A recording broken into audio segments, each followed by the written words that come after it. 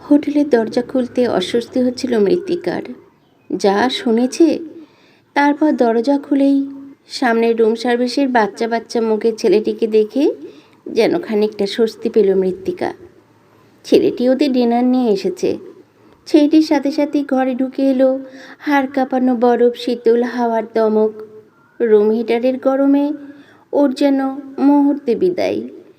দরজা খুলে একপাশে সরে দাঁড়িয়ে মৃত্তিকা ছেলেটিকে ঘরের ভেতরে ঢোকার জায়গা করে দিল। ছেলেটি সেন্টার টেবিলের ওপরে ট্রেটা নামিয়ে সুন্দর করে সাজিয়ে দিল খাবার দাবারের জিনিসপত্রগুলো, আর জলের জাগ, কফি পট এগুলো রাখলো সোফার পাশের কাবারটার উপর।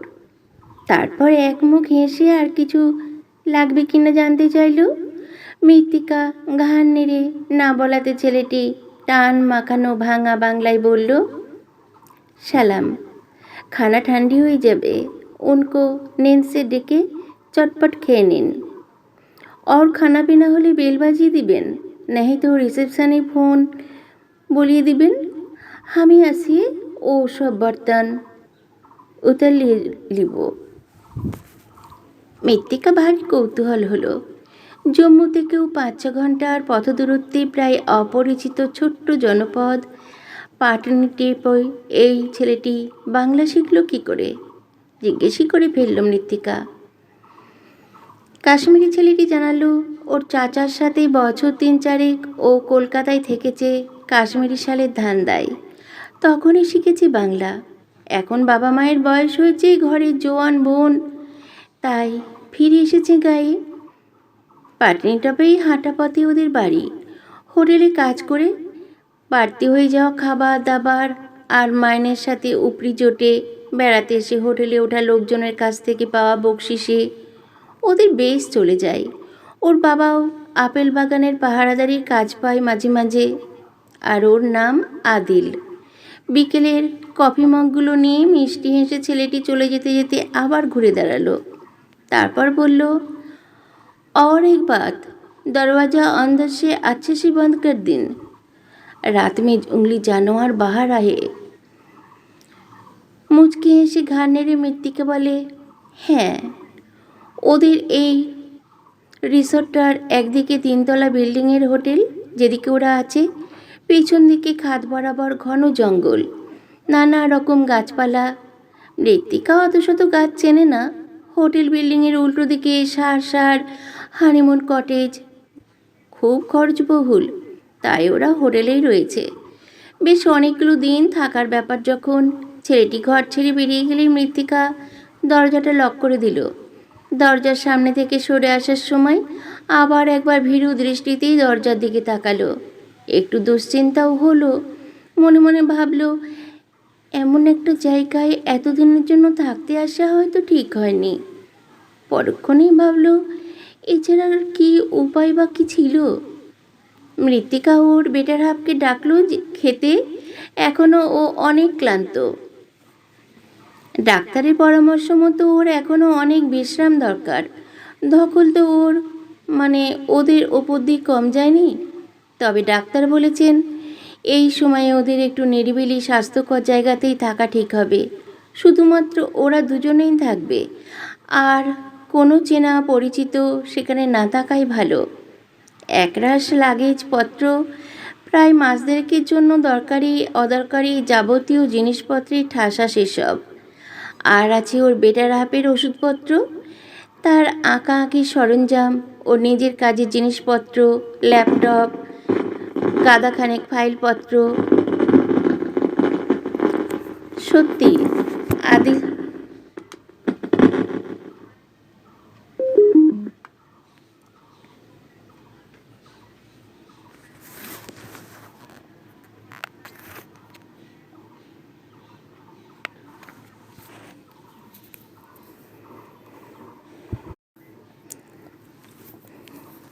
সত্যি আদিল ছেলেটি ঠিকই বলেছে, খাবার ঠান্ডা হয়ে যাবে।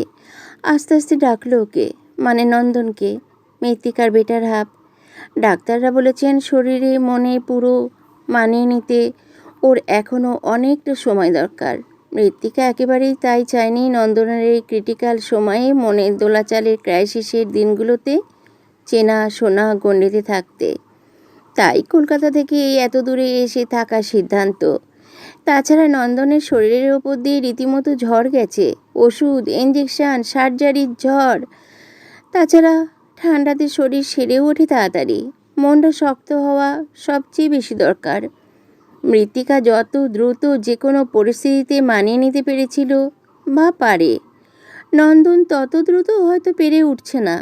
তাই এইসব ব্যবস্থা, এই পরিবেশ, এই আবহাওয়া নন্দনের জন্য উপকারীই হবে। এই বিশ্বাস নিয়েই মৃত্তিকা এখানে চলে এসেছে, দ্বিতীয়বার আর ভাবেনি। এছাড়া এই মুহূর্তে ওদের দুজনের ওই কিছু বন্ধুবান্ধব, চেনা পরিচিত প্রতিবেশী ছাড়া আপনজন বলতে তো কেউ নেইও তেমন।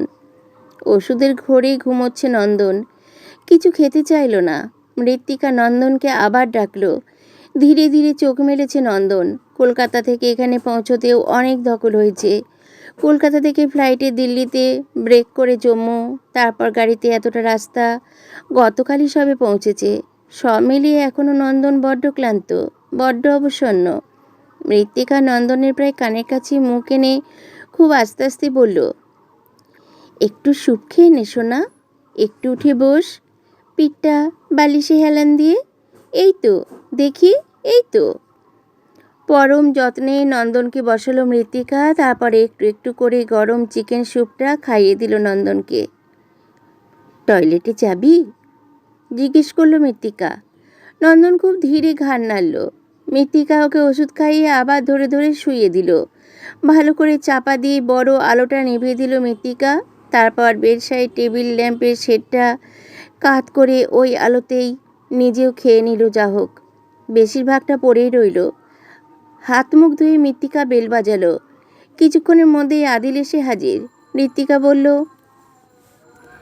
এক্সট্রা হয়ে গেছে খাবার, হাতি দেওয়া হয়নি। আদিল হেসে রুটির ফয়েল প্যাকেটটা আর কিছু একটা ড্রাই কারির প্যাক বোধহয় ছিল, ওগুলো জোব্বার পকেটে রাখলো। তারপর বাকি অবশিষ্ট খাবার দেখিয়ে হেসে বলল, দুটো কুত্তা আছে গেটের বাহারে, উসকো মজা আ যায়গা, আজ বহুত খানা মিলেগা উদার। কাল থেকে আদিলের এই ভাঙা বাংলা ছাড়া এখনও একটা বাংলা শব্দ শোনেনি মৃত্তিকা। বাংলা ওর ভারী প্রিয়। নন্দন যে কখন থেকে আবার স্বাভাবিকভাবে কথাবার্তা বলবে, কবে যে ওরা আবার পুরনো ছন্দে ফিরবে, খুব একা লাগছে মৃত্তিকার। নন্দন আবার ঘুমিয়ে পড়েছে। ওষুধের ঘোরে আজকাল ওর ঘুম খুব গাঢ় হয়। আবার কি ও রাতের পর রাত জেগে অনবদ্য সব শিল্প সৃষ্টি করতে পারবে? ওর ট্রিটমেন্ট চলাকালীন ওর কয়েকটা ছবি বেশ চড়া দামে বিক্রি হয়েছে। তার থেকে যে টাকা হাতে এসেছে তাতেই চলেছে সব খরচাপাতি। মৃত্তিকাকেই সব হিসেব রাখতে হয়। সৃষ্টির বাইরের ব্যাপার স্যাপার নন্দন আশ্চর্য রকমের উদাসীন। কোনো চিন্তাতেই মৃত্তিকা এই মুহূর্তে স্থির নয়, মনটা চঞ্চল হয়ে রয়েছে। হঠাৎ করেই ওর মনে পড়ল হোটেলের রিসেপশন থেকে বেয়ারা সবার মুখেই তো জঙ্গলি জানোয়ারের ভয়ের কথা শুনল। শুনে ভয়ও পেল, কিন্তু এখন ওর মনে হচ্ছে জঙ্গলি জানোয়ার আসবে কোন পথে। এবারে মৃত্তিকা ভাবতে বসল, ওরা হোটেলের একতলার পেছনের দিকের অংশে আছে। ওদের ঘরের সামনে দিয়ে টানা লম্বা করিডোর, করিডোরের দুপাশেই পরপর ঘর। করিডোরের এক প্রান্তে সিঁড়ি ওপরে ওঠার, আর এক প্রান্তে 3 ধাপ নেমে রিসেপশনের সামনে ছড়ানো চওড়া চাতাল। ওই চাতালের মুখোমুখি রিসর্টে ঢোকার মেন গেট। অনেকখানি বাঁধানো রাস্তা পার করে রাস্তার ডাইনে কার পার্কিং, আর বাঁয়ে হোটেলের কিচেন, কমিউনিটি ডাইনিং হল কাম রেস্তোরাঁ, আর ছোট্ট একফালি শপিং আর্কেড। প্রথম দিনে এসে মৃত্তিকা এগুলো জরিপ করে নিয়েছে। তাহলে এই দিক দিয়ে জঙ্গলি জানোয়ারের পক্ষে আসা সম্ভব কি? ভাবল, দূর, ফালতু ভয় দেখাচ্ছে। তবে ফালতু ভয় দেখিয়ে ওদের বা লাভ কি? সকালে বরঞ্চ একবার বেরিয়ে আশপাশটা ভালো করে দেখবে। ঘরটা বেশি গরম হলে নন্দনের কষ্ট হতে পারে। তাই রুম হিটার বন্ধ করে মৃত্তিকা কম্বলটা ভালো করে গায়ে জড়িয়ে শুয়ে পড়ল। ঘুমও পেয়েছিল ওর খুব। বাইরে শেষ নভেম্বরের নিশুতি পাটনিপট হাড় হিম করা শীত চাদর জড়িয়ে, আর হোটেলের ঘরে ঘরে এক একটা আলাদা আলাদা পরিবার। ঘুমিয়ে পড়ার ঠিক আগে মৃত্তিকার মনে হলো হয়তো ওদেরও একদিন পরিবার হবে, নিজেদের একেবারে নিজস্ব পরিবার। বোধহয় ভোর হয়ে এসেছে। এরকম সময় মৃত্তিকার ঘুম ভেঙে গেল। নন্দন খুব আস্তে আস্তে ডাকছে। ধড়মড়িয়ে উঠে বসল মৃত্তিকা। নন্দন বলছে, কিসের আওয়াজ?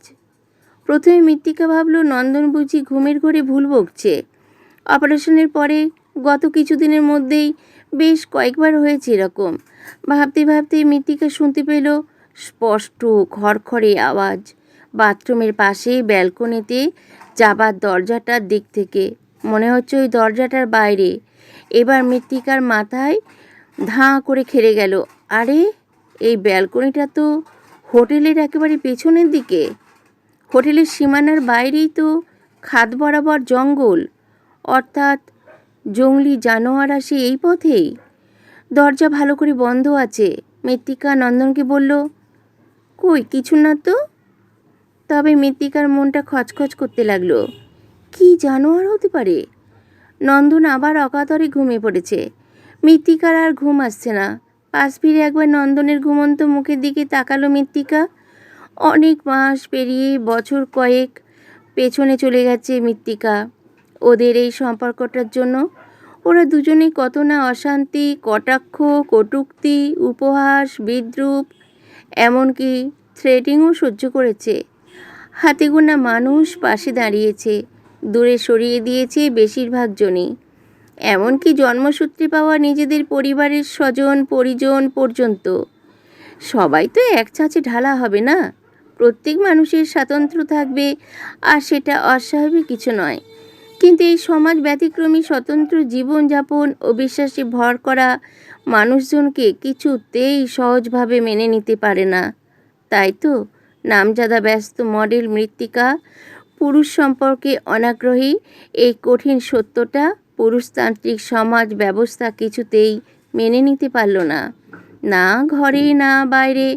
মৃত্তিকার নিজের বিন্দুমাত্র জড়তা নেই স্বীকার করতে যে ও একজন লেসবিয়ান, আর এই স্বীকারোক্তি ওকে বিচ্ছিন্ন করে দিল ঘর, পরিবার, এমনকি কাজের জায়গা থেকেও।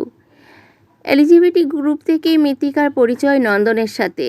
নন্দন নামকরা চিত্রকর দেশ বিদেশে যার পরিচিতি ছড়াতে শুরু করেছে। এরকম একটা সময়ে নন্দনের ব্যক্তিগত জীবন সামনে চলে এলো। নন্দন নাকি মেয়েদের প্রতি আগ্রহ নেই, এমনকি তার নাকি আইডেন্টিটি ক্রাইসিসও রয়েছে। যথারীতি পাশ থেকে পরিবার, আত্মীয়, বন্ধু সব নিরাপদ দূরত্বে সরে গেছে। একলা কাজে ডুবতে চেয়েছে। সেখানেও সেই বিশ্রী অযাচিত কৌতূহলের শিকার। প্রায় মানসিক ভারসাম্য হারানোর অবস্থা। মৃত্তিকার সাথে পরিচয় তখনই। মৃত্তিকা ডাকসাইটি মডেল, পুরুষে যার রুচি নেই। বাধ্য হয়েছিল মৃত্তিকা এরকম মডেলিং ড্রেস ডিজাইনার হিসেবে নিজস্ব ক্লোদিং লাইন নিয়ে আত্মপ্রকাশ করতে। পাশে কিছু সমকামী এবং রূপান্তরকামী কয়েকজন বন্ধুকে পেয়েছিল শুধু। তবে মনের জোরে মৃত্তিকা জয় করেছে প্রতিকূলতা। আর ছিল নন্দন, পুরুষ শরীরের খাঁচায় কোমল নারী মনের সত্যিকারের বন্ধু। এরকম ভয়ঙ্কর সব মুহূর্ত, নন্দনের ভেতরে নারীসত্তা আর বাইরে পুরুষের চেহারা, কিছুতেই নন্দন ব্যালেন্স করতে পারছিল না। এই সময় মৃত্তিকাও সমস্ত অন্তঃকরণ দিয়ে নন্দনের পাশে দাঁড়ালো। মৃত্তিকাও পর্যদস্ত হয়েছিল শরীরে মনে। তার ওপর সেলিব্রিটি হওয়ার বিড়ম্বনা। একত্রিত হলো দুই রূপান্তরকামী। মৃত্তিকার ভেতরের পৌরুষত্বা চায় কোনো নারীর শরীরকে মথিত করতে, আর নন্দনের ভেতরের নারীত্ব চাই কোনো প্রেমী পুরুষ শরীরের কাছে মথিত হতে। প্রকৃতির কি বিচিত্র খেয়ালে কত শত জীবন, তাদেরকে অস্বাভাবিকতা আর অবৈধতার তকমা দিয়ে সমাজ সংসার তাদের জীবন ওলটপালট করে দিয়েছে। গতানুগতিকতার বাইরে এইসব মানুষগুলো আন্দোলনের ফলে সুপ্রিম কোর্টের রায় আমূল সংশোধিত হলো। সংবিধানের ৩৭৭ ধারায় স্বীকৃতি পেল সমকামিতা অন্যায় নয়। তৃতীয় লিঙ্গের মানুষ গণ্য হলো মানুষ হিসেবে, খাতায় কলমে অন্তত। এলজিবিটি লড়াই পায়ে তলায় শক্ত মাটি পেল। রূপান্তরকামী মানুষগুলোর মধ্যে স্বনির্ভর সচ্ছল যারা ছিল তাদের একাংশ এগোনোর বাড়তি ভরসা পেল লিঙ্গ পরিবর্তনের জটিল ও ব্যয়বহুল অস্ত্রোপচারের জন্য। মৃত্তিকা আর নন্দন দুজনেই রূপান্তরকামী, নারী থেকে পুরুষ, মৃত্তিকা থেকে মৃত্তিকাংশু। মনে তো পুরুষই ছিলই, আপাতত শরীরেও। নন্দন মনে নারী, দেহে পুরুষ। নন্দন অনেক লড়াই, একাধিক অপারেশনের ধকল, ঘরে বাইরে যুদ্ধ অতিক্রম করে আজ নন্দিনী। হ্যাঁ, নন্দিনী, মৃত্তিকাংশুর নন্দিনী। ভারী পর্দার ফাঁক দিয়ে দেখা যাচ্ছে কাঁচের জানালার উপর ঝলকানো দিনের আলো। মৃত্তিকা পূর্ণ দৃষ্টিতে তাকালো নন্দনের দিকে। না, আর নন্দন নয়, নন্দিনীর দিকে। ওর ফর্সা মুখে ফোলা ফোলা লালচে ঠোঁট, লোমহীন মসৃণ ত্বক, কম্বলের উপর দিয়ে সামান্য স্পষ্ট বুকের উপত্যকা, বালিশের উপর ছড়িয়ে থাকা কুচকুচে কালো ঢেউ খেলানো চুল। খুব সুন্দর দেখাচ্ছে নন্দিনীকে। না, আর শুয়ে থাকা যাবে না, বেলা হয়ে যাচ্ছে। নন্দিনীকে ওষুধ খাওয়াতে হবে, চা ব্রেকফাস্টের সময় হলো, রিসেপশনে ফোন করতে হবে। চটিটা পায়ে গলাতে গলাতেই মৃত্তিকার মনে পড়ল কাল রাতের ওই খড়খড়ে আঁচড়ানোর আওয়াজ। ও গায়ে শালটা চাপিয়ে ব্যালকনির দরজাটা খুলে চমকে গেল। কি অপরূপ দৃশ্য! ঘন সবুজ ঠাসাঠাসি গাছের জঙ্গলের ফাঁক ফোকর দিয়ে সূর্য উঁকি দিচ্ছে উজ্জ্বল আলোর ছটা। কারিকুরি করছে হোটেলের পিছনের দিকের কম্পাউন্ডে ছড়ানো ঘাসের গালিচায় জমে থাকা শিশিরের বিন্দুতে। হীরের কুচির মতো ঝকঝক করছে টলটলে শিশির বিন্দু।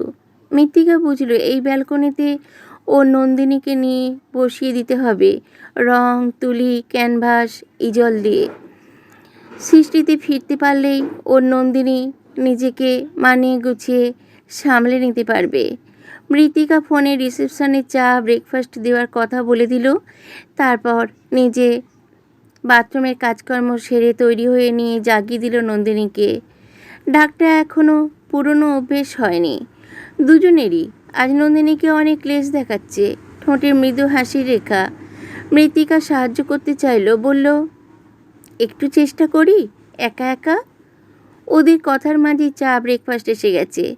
এখন একটি অন্য ছেলে, ওদের শিফটিং ডিউটি।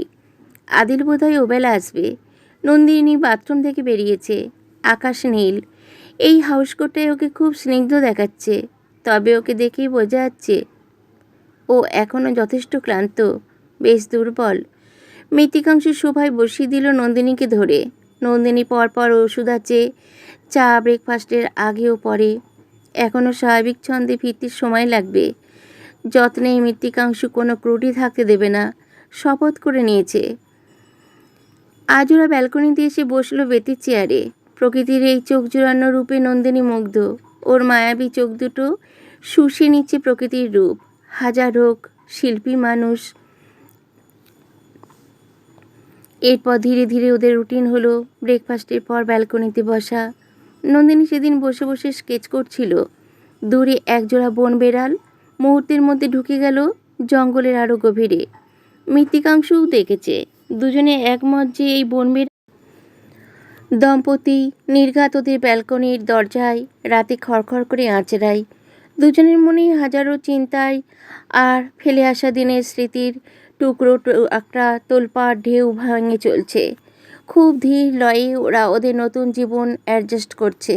ওদের এই নতুন নামকরণও করেছে ওদের ডাক্তার আর ওদের ঘনিষ্ঠ সহকর্মী বন্ধুরা এবং এলজিবিটি গ্রুপের কলকাতা শাখার কর্ণধার সকলে মিলে। ওদেরও বেশ লেগেছে এই নাম। কলকাতায় ফিরে ছোট্ট একটা রিসেপশনের প্ল্যানিং আছে। রেজিস্ট্রেশনের দিনই কথা হয়ে গিয়েছিল। ওরাও ঠিক করেছিল এইসব ঝক্কির মাঝপথে আর অন্য কোনো কিছুতেই মন, অর্থ বা সময় ব্যয় করবে না। সেই মতোই এগোচ্ছে ওরা। এত দীর্ঘ কষ্টকর এই রূপান্তর প্রক্রিয়ায় এক আধবার ভেবেছে সিদ্ধান্তে ভুল হলো না তো। তারপর আবার শরীরে মনে শক্তি সঞ্চয় করেছে। মৃত্তিকা ল্যাপটপে ওর ক্লোদিং লাইনের ব্যবসার হিসেবপত্র মেলাচ্ছে, আর নন্দিনীর অভ্যস্ত তুলির টানে ফুটে উঠেছে বন বিড়াল দম্পতির মিলন দৃশ্য। মৃত্তিকার চোখ আটকালো নন্দিনীর ক্যানভাসে। অপূর্ব, ওরা মোটামুটি এখন ওদের পুরনো চেনা ছন্দে ফিরেছে। এখন সকাল বিকেল একটু হেঁটে বেড়ায়। পাটানি টপের চড়াই উতরাইতে একদিন আদিল ওদের আপেল বাগান দেখিয়ে এনেছে। গাড়িতে ফেরার পথে এক বাগরোল পরিবার সদ্যজাত ছানাদের চেটে পরিষ্কার করছে মাটি, রাস্তা জুড়ে বসে প্রায়। আর বাবাই হবে বোধহয়। অন্য বেশ তাগড়াই বাগরোলটি গম্ভীর চালে পায়চারি করছে। ওরা প্রাণ খুলে হেসে ফেলল। आदिल तखन बोले जाच्छे, ये सब जानवर इधर बहुत है और दूसरा वाला भी अच्छे। रात में ये लोगों को ये होटल में आसी जाए पिछुआरे का जंगल से। ওরা ততক্ষণে মোবাইল ক্যামেরাতেই অনেক ছবি তুলে ফেলেছে। নন্দিনী খুব ভালো সাবজেক্ট পেয়ে গেল ক্যানভাসে ফোটানোর জন্য। ওরা আরও হয়তো কয়েকটা দিন থাকবে পাটানি টপের এই হোটেলে। দুজনে ব্যালকনিতে বসে দুচোখ ভরে প্রকৃতির রূপসুধা পান করছিল। কিন্তু তারপরে ওরা আর সমকামী রইল কোথায়? ওরা তো এখন স্বেচ্ছায় রূপান্তরিত বিপরীতকামী। ওদের পাটানি টপের মেয়াদ আর মাত্র 2 দিন। দেখতে দেখতে 2 মাস পার। ওরা এখানে থাকাটা আরও 2 সপ্তাহ বাড়িয়ে নিয়েছিল। জায়গাটা ভালো লেগে গেছে ওদের। একটু একটু করে গোছগাছ সারছে। আদিল ওদের সাহায্য করছে খুব। ছেলেটার উপর একটা মায়া পড়ে গেছে। ওকে একটু বেশি করে বকশিস দিয়ে যাবে ঠিক করেছে। আদিল ওদের ডিনারের বাসনপত্র নিতে এসে জানালো যে সেদিন পূরণমাসী মানে পূর্ণিমা। ঘরের ভেতরের আলো নিভিয়ে ওরা কাঁচের জানালার পাশে দুজনেই চেয়ারে বসে। ভরা পূর্ণিমার চাঁদের ফটফটে আলোয় জঙ্গল ধুয়ে যাচ্ছে সম্পূর্ণ আলাদা।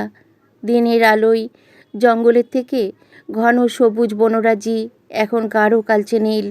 ওরা নীরবে দুটি মূর্তির মতো মোহিত হয়ে কতক্ষণ বসেছিল জানে না। ওদের যেন চমক ভাঙল ব্যালকনির দরজায় খড়খড়ে আঁচড়ানোর আওয়াজে। চেয়ার ছেড়ে উঠে দাঁড়িয়ে ওরা দুজনেই একসাথে কাঁচের জানালায় মুখ ঠেকিয়ে দেখতে গেল। দুজনে শুনতে পাচ্ছে দুজনের ঘন নিঃশ্বাসের শব্দ, আর পাচ্ছে উত্তপ্ত শরীরের স্পর্শ। বাইরে চাঁদের আলো, ছড়ান জঙ্গল আর জংলি জানোয়ার দম্পতিই হবে। এদের সাক্ষী রেখে অন্ধকার ঘরে প্রথমবারের জন্য মিলিত হলো রূপান্তরিত দম্পতি। ধীর থেকে উদ্দাম, শান্ত থেকে উত্তাল, অপূর্ণ থেকে পূর্ণ। সে মিলনের একমাত্র জীবন্ত সাক্ষীরা হয়তো অনুভব করছিল কিছু। তাই মাঝে মাঝেই থামছিল ঘরের বাইরে তাদের দরজায় আঁচড়ানোর আওয়াজ। তখন রূপান্তরিত সত্তা দুটিও যে ঘরের ভেতরে একান্ত মিলন ক্রান্তির অবসন্নতায় নিচ্ছিল ক্ষণিকের বিরতি।